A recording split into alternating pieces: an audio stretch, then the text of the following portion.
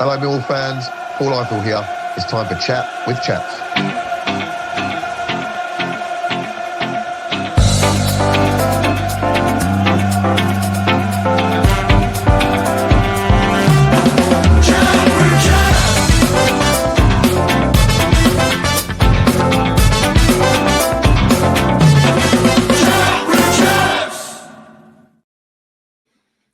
Post-match analysis for Chat with Chaps, where it's finished at the Den. Millwall 0, Coventry City 4.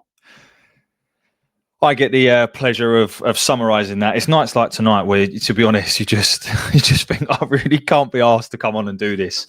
I've literally just walked in the door home a little bit earlier than normal, because I won't lie, when the third goal went in, I left, because that's genuinely, if the players want to serve up a performance like that, then quite frankly, I've got to be up early tomorrow for surgery. I'm not going to sit there and watch Coventry go on and get a fourth. A quite frankly unacceptable performance from players and manager.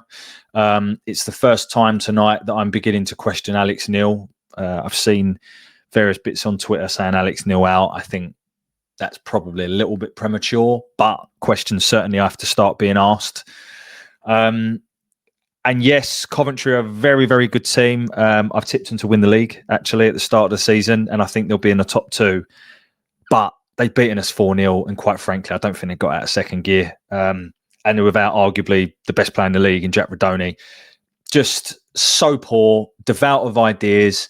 And again, the easiest tactic for an opposition manager to do is to give us the ball, because when we've got the ball, we haven't got a clue how to deal with it, and we can't break teams down that don't give us time, and they give us time but no space with a low block. Just so poor all over the pitch. Really hard to pick out any positives at all tonight. 4 home games, we've lost 3. Our aggregate score at home this season is 9-1 negative. Conceded 9 goals at home. We scored 1, and that wasn't even from open play. It was Negley's free kick. It's just really, really poor. I've said, if you've been listening to this, I've said for a while now, we haven't played well all season, bar against Norwich. To me, this has been coming. It really has, against a decent side. And yes, at times, I will say that we didn't have the rub of the green. You know, the ball just wouldn't fall for us, and you couldn't write some of the things that happened. You know, the third goal that they scored was almost comical. I left at this point, but I think Negley had a chance where it kind of hit the post and rolled across and went back to the keeper. Yes, we didn't have a lot of luck at times, but quite frankly, we didn't deserve anything at all from today's game. We can't hit a barn door. We can't score. Our decision-making in the final third is atrocious. So is our final ball. And tonight, seriously, Millwall, how many times have I got to say we need a bloody right back? If you're not gonna buy a right back, then play Crammer there and play your £3 million centre back. It blows my mind that we end up with Wes Harding playing at right back tonight. Wes Harding is one of the nicest men in football you will meet, but he is not the right back. The answer. If Leonard's injured, we got the same problem. We need a bloody right back. I've said it so long, and it's so frustrating. Does that change the fact that we lost? You know, would that have changed everything tonight? Who knows? But the point here is, this has been so obvious all summer, and the club have not addressed it, and it's bonkers. The club have to take credit for when things are going well, and then they have to also take the knocks when things aren't. And you start to look at some of the performances that some of these players are dishing up this season, and you know, Negley, £3.5-4 million at the minute. Really, not sure. Bender, I think he's got to come out the side. I think he is too poor, really, quite frankly. I don't think... it's funny, I had a conversation with Lucas Jensen the other day, didn't I? And he talked about how confident he was to get his shirt back. I wonder why. I'm not just picking on those two. I'm just trying to articulate the point that we spent big money on the likes of Negley. We just offered Ivanovic a new contract, and again, he was anonymous. Yeah, all right, the service might not have been great, but get yourself in the game, mate. If that was Coburn, people would love to give pointers. Pelters. It's just piss poor all over the pitch. And Alex Neil tonight got his team wrong, got his subs wrong. Something's not right. And I've said it for a while. And tonight, I think, highlights that. Can I be bothered to do a play-by-play? I don't know. I said I've got to be up very early tomorrow. So I'm going to do a little bit and we'll see how this goes. But we'll go into like the normal bit now. And I've had my little rant. But if you're listening to this and if you're new to the channel, if you're a Coventry fan, please give us a like. It's your call to action right now. Hit that like button, please. I'm going to pause whilst you like it. Thank you. Give us a subscribe if you haven't already. If you don't know if you're subscribed, please check. Everything we do goes to cancer research. So whether you're a Millwall fan or not, you know you're contributing to a good thing. So thank you very much in advance. So the team tonight, again, 5 changes. And don't get me wrong, I have a little bit of sympathy because what do you expect when we haven't played the same team twice because we haven't been able to field it? We make 5 changes every week and we haven't got a lot of experience in this league. But whose fault is that? Whose fault is that? Whose fault is it that we don't have a lot of experience? Whose fault is it that when we concede first at home, the team go to pieces? Whose fault is that? Someone has to take accountability. So the team, again, loads of changes. Bender in goal, the back 4 right to left, as I said, Wes Harding, Crammer and Cooper in the middle, Joe Bryan at left back. In the midfield too, good to see Billy Mitchell starting. I think if anyone deserves credit from today, it is him, by the way. I think, a few stray passes, but overall, he was the only one really that I felt tenacity was there. And like really was sort of trying to make things happen and was in the faces of Coventry players. The rest, it was a very lethargic performance for me. And I really think we missed Luongo. I really do think we missed Luongo. Then the front 4, so Ivanovic up top, Coburn, no idea, assuming he's injured, no idea what's going on there.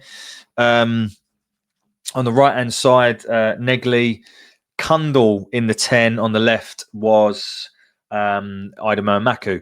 Now, what I would say is, you look at the bench and he's starting to look a lot healthier. You know, you've got Smallbone, Ballo, Rays Bangora Williams. Why is he not getting a look in? We'll come on to that later.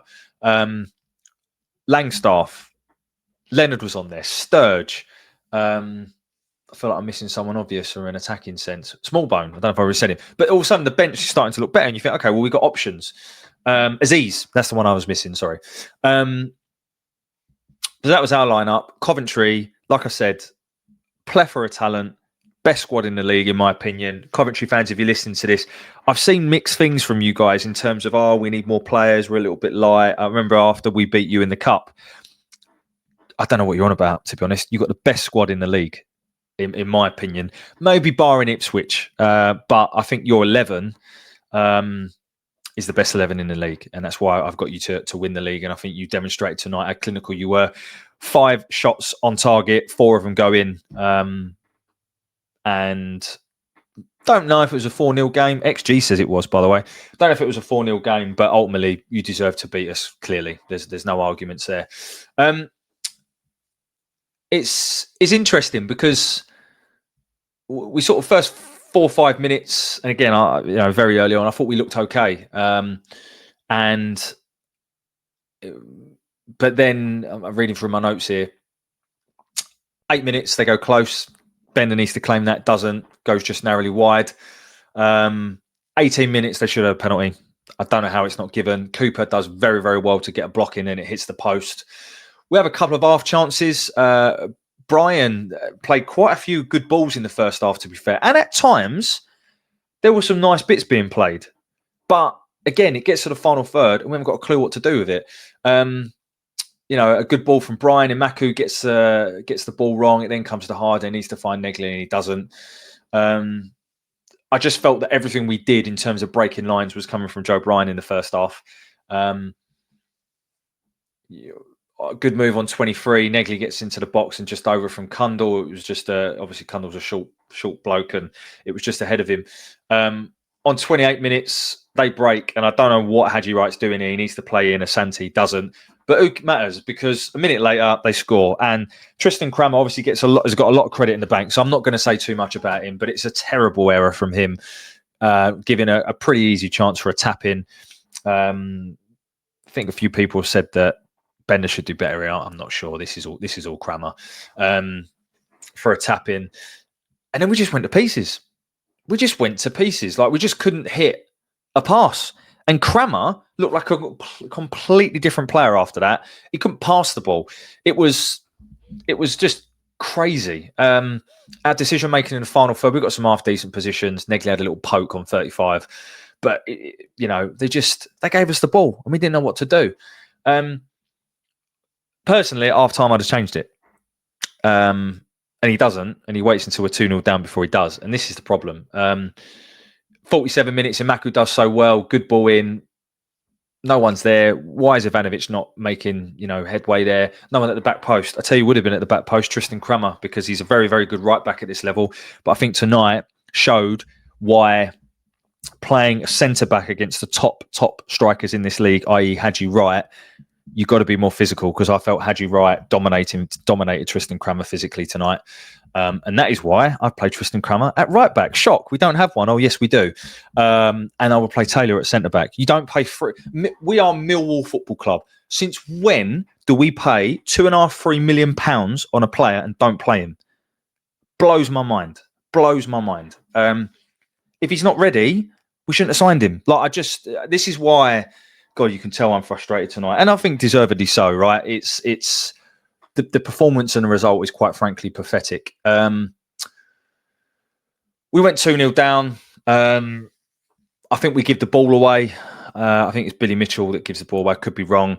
They break and Hadji Wright receives the ball, lays it off, peels off, sprints into the box. The ball in from Van Uwijk is unbelievable, and it's a great header from Hadji Wright. And that's the difference at this level. That is the golfing class. I'll be totally honest, up until that point, I was quite disappointed with Milan Van Uwijk because I know he's got this huge price tag, but that ball alone was exquisite. And the game's over. We don't score 2 goals at home. We scored 1 all season. It wasn't even in open play. We can't hit a barn door at home, to be quite frank. Ivanovic has a chance on 70, which was just poor again. Quite frankly, Ivanovic has been piss poor all season. And he's now got his new contract, and I didn't see anything different tonight. Yeah, all right, at times he's isolated, but get yourself in the game, mate. Unacceptable. We make a treble sub on 73, and it's summarised that, Mitchell, Harding and Maku all went off. We brought on Smallbone. I think we brought Leonard on. Very, very strange. And Langstaff, and it summarised it because a ball went into the box, and it just somehow went through every single person, and nothing happened to it. Third goal then goes in, and it's a bit of bad luck. It rolls across the top of the bar and then bounces down. But there were so many errors before that. I can't remember if it was Crammer or Cooper that lost his man. The other one was in no man's land. The keeper should come and doesn't. It's just shambolic. I don't think the defence trusts the keeper. He's got to come out for me. He has to come out. And what I tell you now, we need a reaction against West Brom, because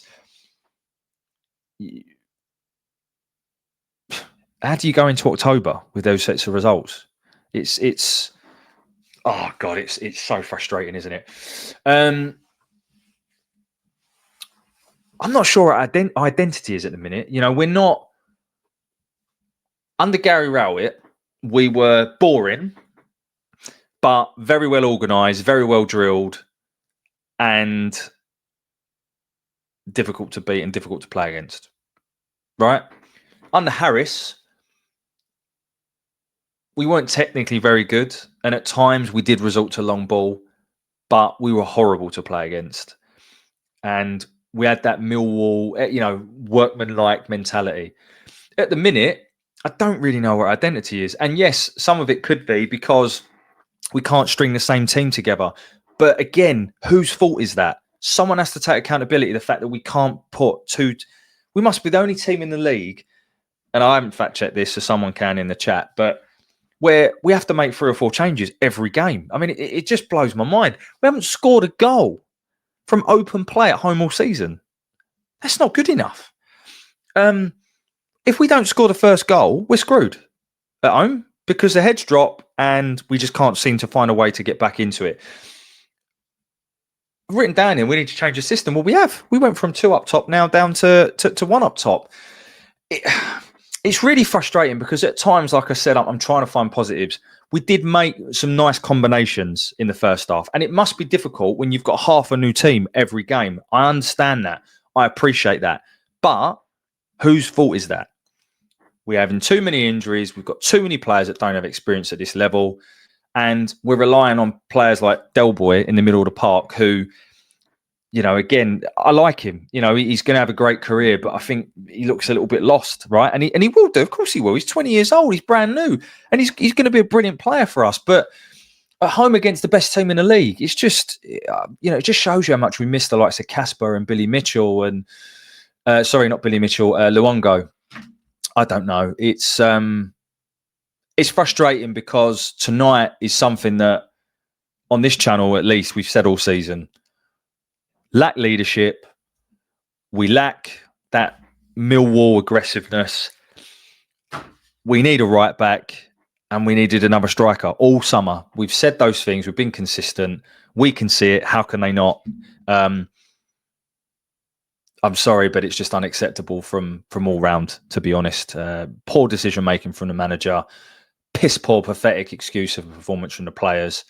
And again, I'm starting to question some of the decision-making with the club. So yeah, nice, happy one for you, right? Look, I'm going to leave it there because quite frankly, if I talk anymore, I'm just going to make myself feel worse. So I've come out and been able to hopefully do that. But I think, have we got too carried away as fans with the run that we went on at the back end of last season where we were beating teams just, really? Some big fees for players that maybe performances aren't being backed up by, and some from words from the club around, you know, how we're going to go for it. But in the reality, we're not producing that, are we, at the moment? So maybe we got carried away. I don't know. Maybe we can't expect much more. But the one thing I can say that I expect is a Millwall team not to lose 4-0 at home, and to not be 4 games into a league season and to be losing 9-1 on aggregate at home and not scored a goal from open play. Not good enough, and something needs to change. And I'm expecting a reaction on Saturday. I do hope to get down this Saturday. I can't believe I'm saying that. Do I hope? I don't know. As long as I recover well from the surgery, I will try and get down there. If not, I'll have to watch it from home. Some of the boys are talking in the chat about possibly doing an emergency live tomorrow to discuss tonight. So yeah, we look forward to that. And post the international break, we've got some really, really good interviews lined up to share. Craig Heskey being one of them. Colin Cooper being another. Some really, really good interviews. So looking forward to sharing those with you guys. As always, thank you for sticking with us, supporting the channel. Tonight has been a bit of a rant, so maybe you don't agree with what I said. It's not been as tactical and in-depth as normal, but I think you can all appreciate it's not often we lose a 4-0 at home and have the home run of performances and results that we've had. And it's quite frankly quite worrying because we lose a few more games at home and we'll be looking like a relegation side. Certainly not one that's being looked at for the top 6. I'll leave it there. Thank you as always for all the support we get on the channel. Me and all the boys really appreciate it. If you've not listened to it, check out the Gordon Hill live last night. I haven't listened to all of it, I won't lie. Sort of preparing for my surgery and that tomorrow. But from the bits I have heard, it was phenomenal listen. And it's a long one. So, put your feet up and have a listen. Thanks again, guys. Try and enjoy the rest of your week. It's only a game, right? That's what I try and tell myself. We all know we won't be sleeping tonight. Thanks for listening. And as always, bye for now. Hi, it's Steve Morrison here, and you're listening to Chat with Chaps, chatting Millwall, come rain or shine.